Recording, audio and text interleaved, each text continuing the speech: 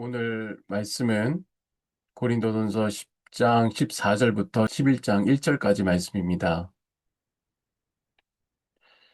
모든 것이 가하나 모든 것이 유익한 것은 아니요 모든 것이 가하나 모든 것이 덕을 세우는 것은 아니니 누구든지 자기의 유익을 구하지 말고 남의 유익을 구하라. 무릇 시장에서 파는 것은 양심을 위하여 묻지 말고 먹으라. 이는 땅과 거기 충만한 것이 주의 것임이라. 불신자 중 누가 너희를 청할 때에 너희가 가고자 하거든 너희 앞에 차려놓은 것은 무엇이든지 양심을 위하여 묻지 말고 먹으라. 누가 너희에게 이것이 재물이라 말하거든 알게 한 자와 그 양심을 위하여 먹지 말라. 내가 말한 양심은 너의 것이 아니요 남의 것이니 어찌하여 내 자유가 남의 양심으로 말미암아 판단을 받으리요.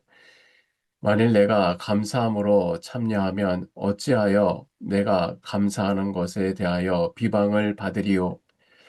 그런즉 너희가 먹든지 마시든지 무엇을 하든지 다 하나님의 영광을 위하여 하라. 유대인에게나 헬라인에게나 하나님의 교회이나 거치는 자가 되지 말고 나와 같이 모든 일에 모든 사람을 기쁘게 하여 자신의 유업을 구하지 않고 아니하고 많은 사람의 유익을 구하여 그들로 구원을 받게 하라. 내가 그리스도를 본받는 자가 된 것 같이 너희는 나를 본받는 자가 되라. 아멘.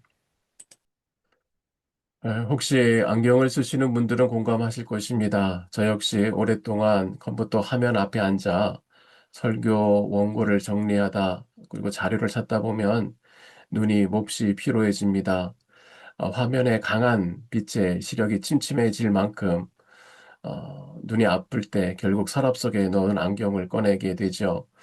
안경을 쓰시는 분들은 공감할 겁니다. 안경 아래 지문이 묻거나 먼지가 앉으면 세상이 온통 뿌옇게 보입니다. 그럴 때 우리는 안경을 벗어 열심히 알을 닦습니다. 그런데 안경을 닦는 이유, 그 이유가 무엇일까요? 안경알 그 자체를 감상하기 위해서가 아닙니다. 그 너머에 있는 소중한 사람의 얼굴을 더 잘 보고 아름다운 풍경을 제대로 눈에 담기 위해서입니다. 우리의 신앙생활도 이와 비슷할 때가 있습니다. 이 고기를 먹어도 되나? 저 모임에 가도 되나?는 고민은 우리의 삶의 안경 아래 묻은 먼지와 같습니다. 물론 깨끗이 닦아야 할 중요한 문제들이지만 때로 우리는 그 먼지를 닦느라 정신이 팔려서 안경을 통해 바라보아야 할 하나님이라는 대상을 놓치곤 합니다. 오늘 본문에 등장하는 고린도 교회 성도들은 바로 그 지점에 머뭇거리고 있었습니다. 시장에 나온 고기를 앞에 두고 그들은 치열하게 고민했어요. 이걸 먹는 게 우상 숭배일까 아니면 단순한 식사일까? 먹자니 양심에 걸리고 안 먹자니 삶이 너무 팍팍합니다. 이 팽팽한 줄다리기 속에서 사도 바울은 우리 삶의 초점을 나의 행위에서 하나님의 얼굴로 옮겨 놓으라고 권면합니다. 바울은 먹느냐 마느냐는 좁은 그런 판단, 그런 좁은 담벼락 아래서 길을 찾는 우리를 훌쩍 들어 올려서 더 높은 차원의 질문으로 데려갑니다. 너희가 무엇을 하든지 다 하나님의 영광을 하라. 오늘 우리는 이 하나님의 영광이라는 기준이 우리의 일상을 어떻게 자유롭게 하고 또 어떻게 거룩하게 만드는지 함께 나누고자 합니다. 첫째, 하나님의 영광이란 하나님을 중심으로 사는 것입니다. 사람은 보통 영광이라는 단어를 들으면 아주 거룩하고 특별한 장면을 떠올리죠. 가슴 벅찬 찬양의 열기, 눈물 흘리는 기도, 혹은 신비로운 하나님의 임재가 느껴지는 그런 순간들 말입니다. 물론 그 모든 것이 하나님의 영광입니다. 하지만 오늘 사도 바울이 우리에게 들려주는 영광은 생각보다 훨씬 더 우리의 일상과 맞닿아 있습니다. 바울은 영광이라는 단어를 우리가 매일 마주하는 식탁 위로 가져옵니다. 먹는 것, 마시는 것, 그리고 우리가 무엇을 하든지 마주하는 그 모든 평범한 순간이 영광의 시작이라고 말합니다. 헬라어로 영광을 뜻하는 독사라는 그 단어는 본래 어떤 평판이나 견해를 의미합니다.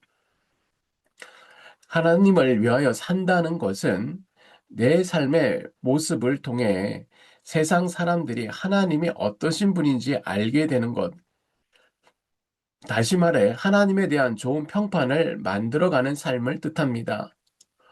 앞서 말씀드린 안경의 비유를 한번 떠올려 보십시오. 우리가 안경을 닦는 이유가 안경 너머의 풍경을 보기 위함이듯 우리 인생의 목적 역시 나라는 사람을 드러내는 것이 아니라 우리를 통해 하나님을 보게 하는 데 있습니다. 태양은 스스로 빛을 내지만 달은 그 빛을 반사할 뿐입니다. 신자가 하나님의 영광을 위해 산다는 것은 바로 그 달과 같은 존재가 되는 것입니다. 내 욕망이나 내 자랑이 하나님의 빛을 가리지 않도록 나를 비워내고 오직 하나님의 빛만 내 삶에 반사되도록 하는 것이에요. 성경 속 요셉의 삶이 바로 그러했습니다. 그는 노예로 팔려가고 억울하게 감옥에 갇혔지만 그 어두운 밑바닥에서도 단 한 번도 자신을 내세우지 않았습니다. 마침내 대제국 애굽 왕 바로 앞에 섰을 때에 그는 자신을 증명할 절호의 기회를 잡습니다. 그러나 요셉은 이렇게 말합니다. 꿈을 해석하는 것은 제가 아니라 하나님이십니다. 그 짧은 한마디가 요셉이 누구를 중심으로 살았는지를 보여줍니다. 또한 다니엘 마찬가지입니다. 나라가 세 번이나 바뀌고 왕들이 바뀌는 격동의 세월 속에서도 그가 총리의 자리를 지킬 수 있었던 그 비결은 단 하나였습니다. 어떤 왕 앞에서 흔들리지 않고 하나님의 영광을 중심에 두었던 것이에요. 그는 자신이 귀하게 쓰임 받는 것보다 자신을 통해 하나님이 어떤 분이신가 온 나라에 드러나는 것에 인생을 걸었습니다. 하나님의 영광을 중심으로 산다는 것은 이처럼 단순하고도 명확합니다. 기회가 왔을 때 내가 드러나는 것이 아니라 하나님이 드러나게 하는 것. 사람들에게 칭찬을 받을 때 그것을 내 주머니에 챙겨 넣지 않고 하나님께 돌려드리는 것. 그리고 그 수많은 선택의 기로에서 과연 이 일이 하나님께 영광이 될까를 먼저 묻는 것입니다. 나의 이 선택이 하나님의 어떤 분이신가를 세상에 아름답게 보여주고 있는가? 이 질문이 우리의 중심이 될 때 비로소 저와 여러분의 일상은 하나님의 영광이 머무는 자리가 될 줄 믿습니다. 둘째로, 하나님의 영광은 이웃의 양심을 품는 자리에서 빛납니다. 사도 바울은 하나님의 영광이라는 거창해 보이는 원리를 아주 사소하고 일상적인 상황, 즉 식사 자리에 적용합니다. 먼저 사도 바울은 시장에서 고기를 살 때 묻지 말고 먹으라고 말합니다. 왜일까요? 이 세상 모든 만물의 주인은 하나님이시기 때문입니다. 우상의 신전을 거쳐 왔다 한들 이 고기를 만드신 분은 하나님이십니다. 그러니 감사함으로 먹으면 그뿐입니다. 나의 지식과 믿음 안에서 아무런 문제가 되지 않습니다. 그런데 문제는 내가 아닌 상대방입니다. 불신자의 집에 초대받아 즐겁게 식사를 하려는데 옆에 앉은 사람이 조용히 속삭입니다. 이 고기는 제사 음식입니다. 그 순간 상황은 완전히 달라집니다. 고기 자체가 변한 것이 아닙니다. 고기는 여전히 하나님의 피조물입니다. 하지만 이제 그 식탁 위에는 고기보다 더 중요한 한 사람의 양심이 올라와 있어요. 바울은 여기서 단호하게 권면합니다. 그때는 먹지 마십시오. 내 양심은 자유롭지만 그 말을 건넨 사람의 양심이 혹여 상처 입거나 혼란에 빠질 수 있다면 나의 그 당당한 자유를 기꺼이 포기하라는 것입니다. 우리는 종종 내 믿음이 정답인데 내가 왜 참아야 하나? 라고 억울할 때가 있습니다. 하지만 바울이 말하는 하나님의 영광은 내가 얼마나 옳은가를 증명하는 자리가 아니라 내가 얼마나 사랑할 수 있는가를 보여주는 자리입니다. 나의 자유가 누군가에게 걸림돌이 된다면 그 자유를 스스로 제한하는 것이야말로 가장 높은 수준의 자유이자 하나님의 영광을 드러내는 길이기 때문입니다. 어느 학교의 삼당 선생님이 쓴 이야기입니다. 한 아이가 울면서 상담실을 찾아왔습니다. 왜 우냐고 물었더니 키우던 강아지가 죽었다는 슬픈 이야기예요. 그때 옆에 있던 짝꿍이 아주 논리적으로 이렇게 말합니다. 야, 울지 마. 강아지의 평균 수명은 원래 15년 정도야. 내 강아지는 16년을 살았으니까 자연스러운 거야. 이것은 슬퍼할 일이 아니야. 이거는 과학적인 사실이야. 그 짝꿍의 말은 한치의 오차도 없는 정답이었어요. 지식적으로 완벽했고 논리적으로도 틀린 구석이 없었습니다. 하지만 그 정답을 들은 아이는 웃음을 그치기는커녕 더 크게 서러워하며 마음의 문을 닫아버렸습니다. 나중에 상당 선생님이 그 짝꿍을 불러 조용히 말했어요. 내 말이 맞단다. 하지만 세상에는 머리로 맞추는 정답보다 더 중요한 가슴으로 지키는 정답이 있어. 지금 친구에게 필요한 건 과학적인 수명 이야기가 아니라 함께 슬퍼해주는 너의 조용한 곁이었단다. 이것이 바로 이웃의 양심을 품는 삶입니다. 고린도 교회에 지식 있는 성도들은 우상은 아무것도 아니며 모든 음식은 하나님의 만드신 것이라는 완벽한 정답을 알고 있었어요. 그들은 논리적으로 당당했고 지식적으로도 우월했습니다. 하지만 사도 바울은 그들에게 말합니다. 여러분의 지식은 100점일지 모르나 그 지식으로 인해 곁에 있는 형제의 마음이 무너진다면 그것은 하나님의 영광을 가리는 일이 된다는 것이에요. 종종 우리는 신앙생활을 하면서 내가 틀린 말을 했어? 내가 뭐가 틀렸는데? 성경적으로 이게 맞잖아. 라며 자신의 옳음을 증명하는데 온 힘을 썼습니다.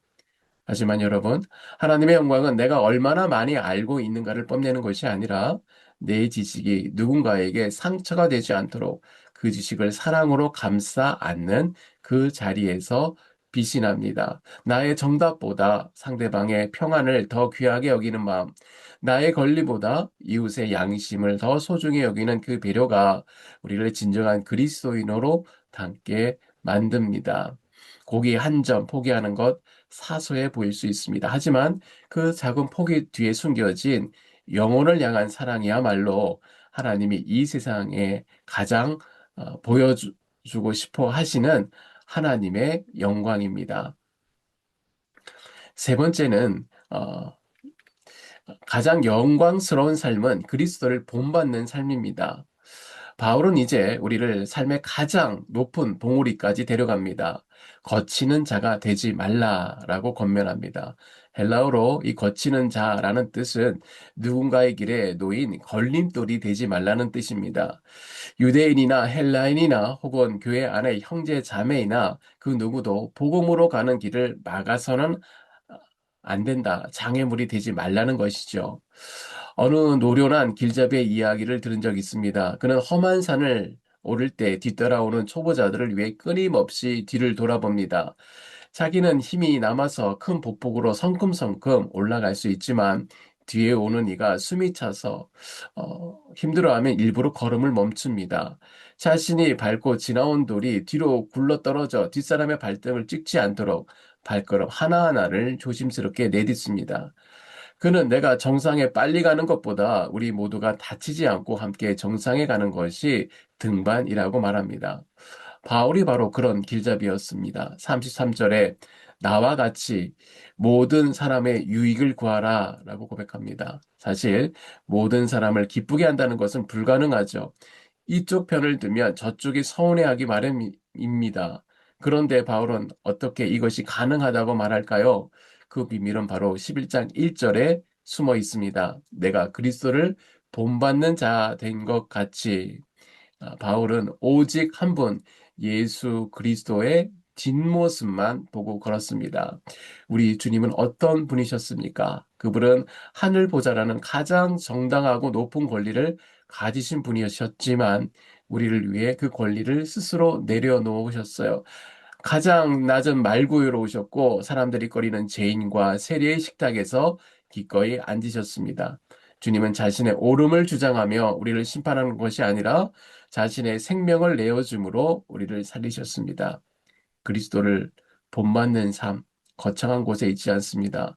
아무도 보지 않는 식탁에서 감사하며 음식을 먹는 것. 내가 100번 옳음에도 불구하고 약한 형제를 위해 내 주장을 잠시 멈추는 것. 억울한 순간에도 주님의 인자한 얼굴을 떠올리며 묵묵히 섬기는 것. 우리가 주님의 뒷모습을 보며 걷는 그 걸음걸음을 통해 세상에 하나님의 영광을 보게 될 줄 믿습니다. 말씀의 결론입니다. 오늘 우리는 고린도 교회의 해묵은 고민이었던 고기 문제를 통해 우리 삶의 가장 높은 기준이 하나님의 영광에 대하여 나누었습니다. 제가 처음에 말씀드린 안경 이야기로 돌아가겠습니다. 우리가 안경을 닦는 수고를 기꺼이 감수하는 이유는 그 너머에 있는 아름다운 세상을 보기 위해서라고 말씀드렸습니다. 오늘 저와 여러분의 일상에 마주하는 수많은 선택과 고민이 바로 그 안경 알을 닦는 과정입니다. 이제 그 깨끗해진 안경을 쓰고 여러분의 삶을 통해 빛을 하나님의 얼굴, 하나님의 영광을 바라보시기 바랍니다. 그럴 때 성경이 일일이 가르쳐 주지 않은 그 수많은 회색 지대는 우리를 괴롭히는 어려운 난제가 아니라 오히려 그것은 우리가 하나님의 영광을 볼 수 있는 은혜의 무대입니다. 무엇을 하든지 하나님의 영광을 위하여 하라. 이 말씀을 마음에 품고 저와 여러분의 그 평범한 하루하루가 그 작고 소중한 어, 순종들로 채워지기 바랍니다. 거창하지 않아도 좋습니다. 오늘 내 곁에 있는 이 양심을 소중히 여기는 그 따뜻한 마음 하나가 하나님께 가장 큰 기쁨이 될 것입니다. 오늘 우리의 일터에서, 가정에서 맞이하는 모든 순간이 하나님의 영광으로 가득 차는 날이 되기를 기도합니다. 오늘 나눈 말씀으로 세 가지 기도 제목을 나눕니다. 이제 나를 비우고 주님을 채우는 삶을 위해 나의 성취와 평판에 매몰되지 않게 하시고 하나님이 하셨습니다라고 고백하는 요셉처럼 인생의 모든 순간에 오직 하나님의 영광만을 반사하는 삶을 살게 하여 주시옵소서. 두 번째, 내 자유보다 이웃의 평안을 먼저 생각하는 사랑을 위해서 나는 괜찮다는 당당함보다 당신이 어떠냐라고 묻는 따뜻한 배려를 갖게 하여 주시옵소서. 나의 정당한 권리가 누군가의 믿음을 꺾는 걸림돌이 되지 않도록 이웃의 양심을 위해 내 자유를 기꺼이 제한하는 넉넉한 믿음을 주옵소서. 셋째, 일상의 작은 선택 속에서 그리스도를 닮아가게 하소서. 거창한 성취가 아니라 오늘 마주하는 식탁에서의 감사, 그리고 겸손한 대화를 통해 그리스도의 뒷모습을 보고 따르게 하여 주시옵소서. 우리 교회가 다 함께 그리하여 복음의 정상에 서게 하여 주시옵소서. 우리 다 같이 잠시 기도하겠습니다. 인생의 주인이신 하나님 아버지, 감사합니다. 오늘 우리는 먹든지 마시든지 무엇을 하든지 오직 주님의 영광을 위해 살기로 다짐합니다.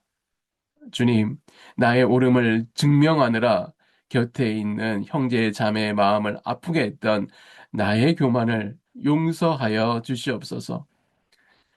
이제는 내 손에 쥐어진 정당한 권리보다 내 이웃의 평안을 더 귀하게 여기는 그 주님의 사랑의 지혜를 부어 주시옵소서. 우리를 위해 하늘 보좌를 버리시고 내려오신 예수님의 그 뒷모습에 바라보며 그 발자취를 따라 오늘 나의 말과 행동에 작은 양보와 배려가 스며들게 하여 주시고 그 삶을 통해 하나님을 만나는 통로가 되게 하여 주시옵소서. 예수님의 이름으로 기도드립니다. 아멘.